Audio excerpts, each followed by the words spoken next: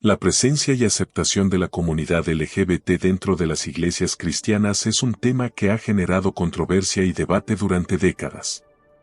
Este tema toca cuestiones profundas de teología, interpretación bíblica y la tensión entre tradición y modernidad. En muchas iglesias cristianas, la relación con la comunidad LGBT ha sido complicada, ya que ciertas interpretaciones de las Escrituras consideran la homosexualidad como incompatible con los principios cristianos. Sin embargo, en las últimas décadas, algunas denominaciones cristianas han comenzado a reevaluar estas posturas, considerando la posibilidad de una lectura más inclusiva de la Biblia. Históricamente, muchas iglesias han sostenido una visión tradicional sobre la sexualidad, argumentando que las Escrituras presentan el matrimonio entre un hombre y una mujer como el modelo divino para las relaciones humanas. Pasajes bíblicos como los de Levítico, Romanos y Corintios han sido citados para justificar esta perspectiva, señalando que la práctica homosexual es vista como pecaminosa. Sin embargo, este enfoque ha sido cuestionado por teólogos y líderes religiosos que abogan por una interpretación más contextual de estos textos, señalando que los versículos en cuestión deben ser comprendidos en el marco cultural e histórico en el que fueron escritos. Por otro lado, hay un creciente número de iglesias cristianas que han adoptado una postura inclusiva hacia la comunidad LGBT. Estas iglesias argumentan que el mensaje central del Evangelio es el amor y la aceptación, y que todos son bienvenidos en la comunidad cristiana, independientemente de su orientación sexual o identidad de género. Para estas congregaciones, el enfoque no se centra en juzgar o excluir, sino en acoger y acompañar a las personas LGBT en su vida de fe.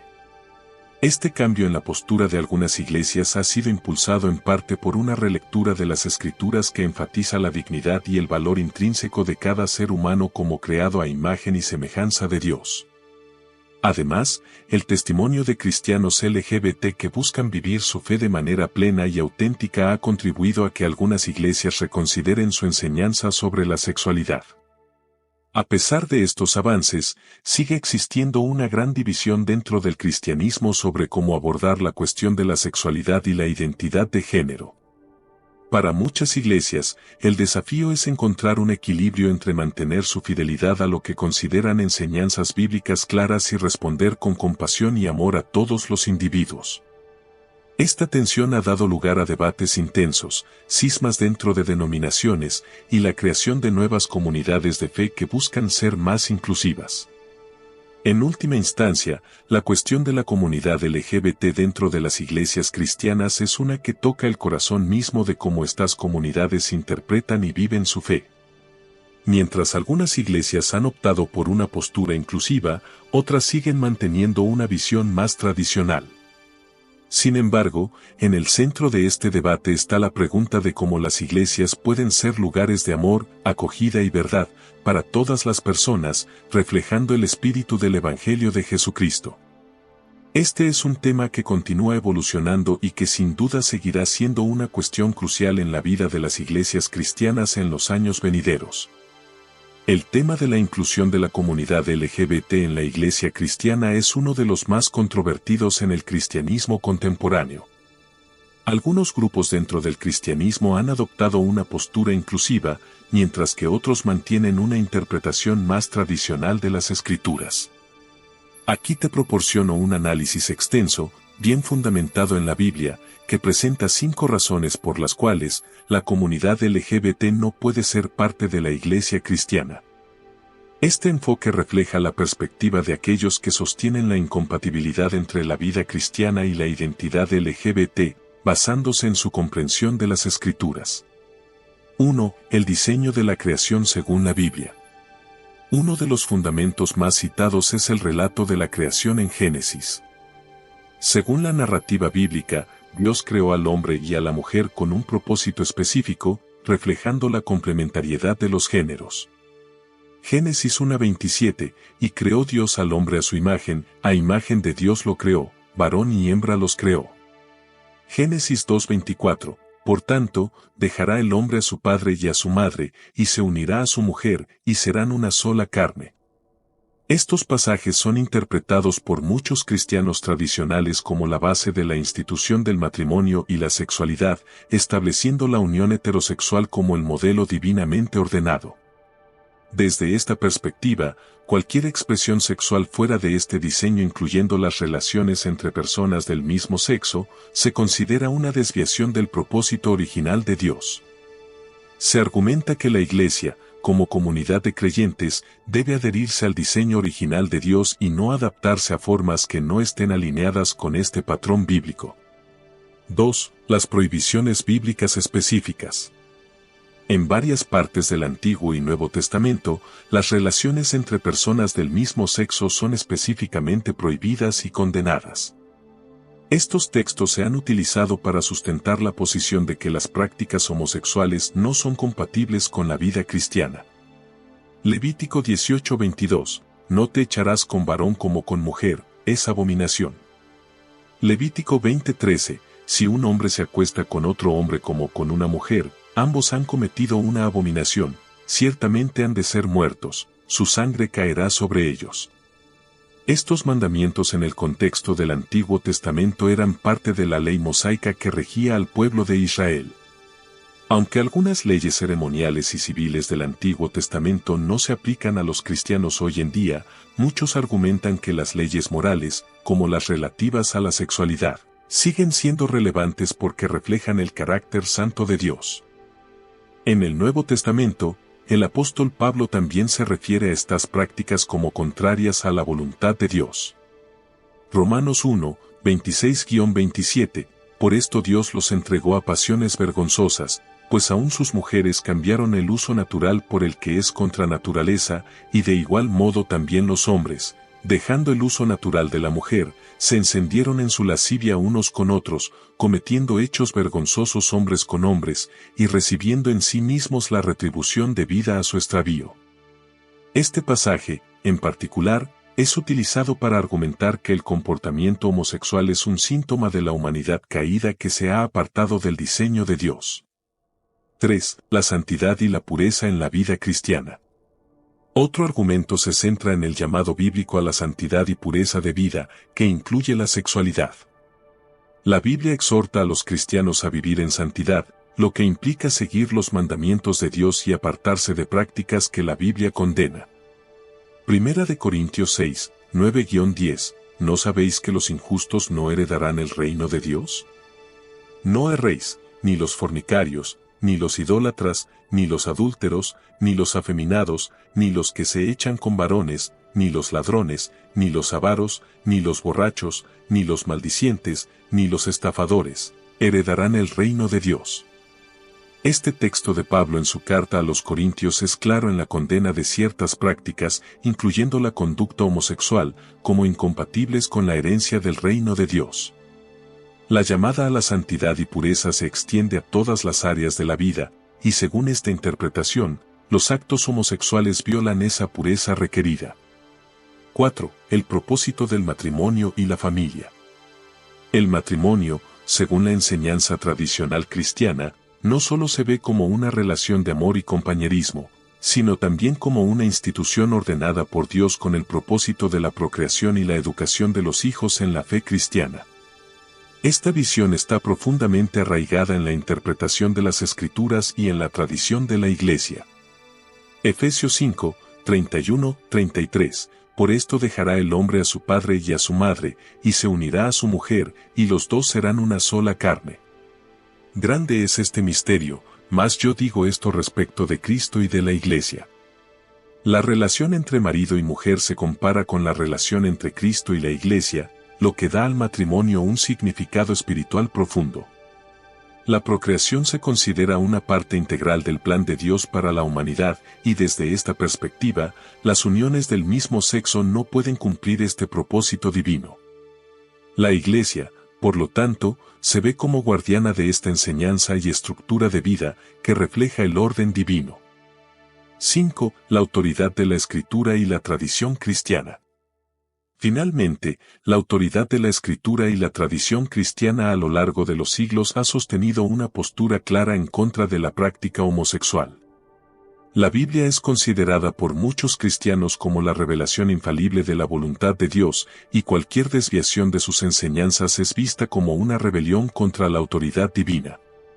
Segunda de Timoteo 3, 16-17, toda la Escritura es inspirada por Dios y útil para enseñar, para redarguir, para corregir, para instruir en justicia, a fin de que el hombre de Dios sea perfecto, enteramente preparado para toda buena obra. La Iglesia tradicionalmente ha interpretado la Biblia como la guía final en todas las cuestiones de fe y moralidad.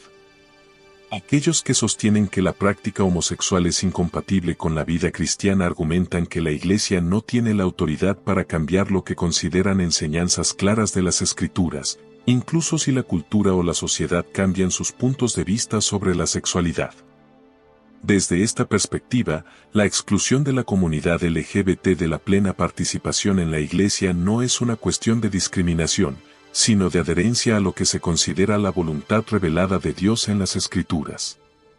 Aquellos que sostienen esta postura argumentan que la Iglesia debe mantenerse fiel a las enseñanzas bíblicas, incluso si eso implica mantener posiciones impopulares o contrarias a la corriente cultural. Sin embargo, es importante destacar que este es solo un lado del debate, y hay muchas comunidades cristianas que interpretan las Escrituras de manera diferente, buscando una mayor inclusión de las personas LGBT dentro de la vida de la Iglesia. La Biblia presenta una visión particular sobre la sexualidad, y las consecuencias de seguir en los caminos que se desvían de sus enseñanzas han sido objeto de interpretación y discusión entre teólogos y líderes religiosos. Según la interpretación tradicional de las Escrituras, la homosexualidad y otras formas de conducta sexual que no se alinean con el modelo bíblico del matrimonio entre un hombre y una mujer son vistas como pecaminosas. Pasajes específicos, como los encontrados en Levítico, Romanos y 1 Corintios, se han utilizado para argumentar que aquellos que persisten en estas prácticas sin arrepentimiento están en riesgo de enfrentar consecuencias espirituales serias. Una de las consecuencias más destacadas que se menciona es la separación de Dios. Según la enseñanza bíblica, el pecado crea una barrera entre el ser humano y Dios, y la persistencia en el pecado, sin un cambio de corazón y arrepentimiento, puede llevar a una ruptura de la comunión con el Creador. Esta separación no solo se refiere a una distancia espiritual en la vida presente, sino que también tiene implicaciones eternas. La Biblia habla de la posibilidad de no heredar el reino de Dios para aquellos que continúan en prácticas que se consideran contrarias a las enseñanzas divinas. Además, la Biblia también menciona consecuencias que no son solo de carácter espiritual, sino que también pueden manifestarse en la vida cotidiana. Se sugiere que vivir en desobediencia a las leyes divinas puede llevar a una vida de confusión, dolor y desorientación. Este tipo de vida es descrito en las Escrituras como una existencia alejada del propósito y la paz que Dios ofrece a través de una vida alineada con su voluntad. No obstante, es importante notar que la Biblia también enfatiza la misericordia, el perdón y la oportunidad de arrepentimiento. A lo largo de las Escrituras, el mensaje central es que Dios está dispuesto a perdonar y restaurar a aquellos que se arrepienten genuinamente, sin importar su pasado o sus acciones. La invitación a volver a los caminos de Dios y a encontrar redención es una constante en la narrativa bíblica. A continuación, te presentamos 10 razones bien explicadas, con soporte bíblico, que reflejan por qué muchos interpretan que la Biblia no está de acuerdo con la homosexualidad. 1. La creación del hombre y la mujer. En Génesis 1, 27-28, la Biblia establece que Dios creó al hombre y a la mujer a su imagen y les dio el mandato de fructificar y multiplicarse. Este diseño original se presenta como el modelo ideal de relaciones humanas, donde la complementariedad entre el hombre y la mujer no solo es física sino también espiritual y emocional. La capacidad de procrear es vista como una parte integral de esta relación, algo que no es posible en una unión entre personas del mismo sexo. 2. La unidad en el matrimonio. En Génesis 2:24, se dice que por tanto, dejará el hombre a su padre y a su madre, y se unirá a su mujer, y serán una sola carne. Esta expresión se refiere a la unidad profunda y exclusiva que se da en el matrimonio entre un hombre y una mujer. La idea de una sola carne no solo es una referencia a la intimidad sexual, sino también a la unión integral y complementaria de dos seres diferentes. Las relaciones homosexuales, al no cumplir con esta complementariedad, son vistas como contrarias al diseño divino para el matrimonio. 3. La ley en Levítico 18, 22 y 20:13 son pasajes en los cuales la ley de Moisés prohíbe explícitamente las relaciones homosexuales. En Levítico 18, 22, se dice, no te acostarás con un hombre como con mujer, es abominación. Este mandato se encuentra en el contexto de diversas leyes que regulan la pureza sexual del pueblo de Israel. La palabra abominación se refiere a algo que es detestable o contrario a la voluntad de Dios. 4. La destrucción de Sodoma y Gomorra. En Génesis 19, se relata la destrucción de Sodoma y Gomorra debido a la depravación moral de sus habitantes, incluyendo la práctica de la homosexualidad. Aunque algunos estudiosos sugieren que la condena fue por la falta de hospitalidad o violencia, la tradición cristiana ha interpretado este relato como una condena divina de la práctica homosexual. Judas 1:7 menciona a Sodoma y Gomorra como ejemplos de castigo divino por inmoralidad sexual y vicios contra naturaleza. 5. Las enseñanzas del apóstol Pablo. En el Nuevo Testamento, el apóstol Pablo también aborda la cuestión de la homosexualidad en varios pasajes. Romanos 1, 26-27, por ejemplo, describe cómo los hombres y mujeres que se entregan a pasiones vergonzosas cambiaron el uso natural de sus cuerpos por el uso contra naturaleza. Pablo ve estas relaciones como un signo del alejamiento del plan original de Dios para la humanidad y como una consecuencia de la idolatría y la rebelión contra Dios. 6. El propósito de la sexualidad según la Biblia. La Biblia enseña que la sexualidad tiene un propósito divino, que es reflejar la unión entre Cristo y la Iglesia, Efesios 5, 31-32. Esta imagen se ve en la relación matrimonial entre un hombre y una mujer, donde ambos reflejan diferentes aspectos de la naturaleza de Dios. Las relaciones homosexuales, según esta perspectiva, no pueden cumplir con este propósito dado que no reflejan la complementariedad que Dios diseñó entre los géneros. 7. El llamado a la santidad. En 1 Corintios 6, 9-10, Pablo enumera una serie de comportamientos que son incompatibles con la herencia del reino de Dios, incluyendo la práctica homosexual. Este pasaje subraya que los cristianos están llamados a vivir en santidad, apartándose de los comportamientos que la Biblia considera pecaminosos. El llamado a la santidad implica conformarse al diseño y los mandatos de Dios, lo cual, en este contexto, excluye las prácticas homosexuales.